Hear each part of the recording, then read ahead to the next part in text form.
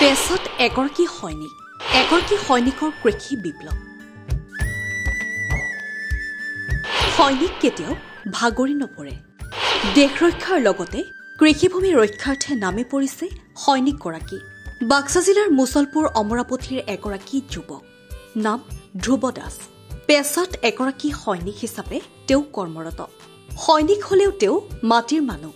পাহৰা নাই নিজৰ আপোন গাঁওখন, পাহৰা নাই আপোন পথাৰখন। নিজৰ কৰ্মস্থানৰ পৰা কিছুদিনৰ বাবে ছুটী লৈ ঘৰলৈ আহিছে ধ্ৰুৱ দাস। কিন্তু ঘৰলৈ আহিছে যদিও নিজৰ কৰ্মৰ পৰা বিৰতি লোৱা নাই তেওঁ। ঘৰলৈ আহি ব্যস্ত হৈ পৰিছে কৃষি ক্ষেত্ৰখনৰ লগত। দেশ ৰক্ষাৰ লগতে নিজ হাতে উৎপাদন কৰিছে বিভিন্ন খেতি। নিজ হাতে প্ৰস্তুত কৰা কৃষি ক্ষেত্ৰখনত নাই কি? বিভিন্ন ধৰণৰ শাক পাচলি যেনে ধান, ওলকবি, জলকীয়া, বন্ধাকবি, বেঙেনা, বিন, সৰিয়হ আদিৰ উপৰিও বিভিন্ন ফল মূলেৰে সমৃদ্ধ ধ্ৰুৱ দাসৰ খেতিপথাৰ।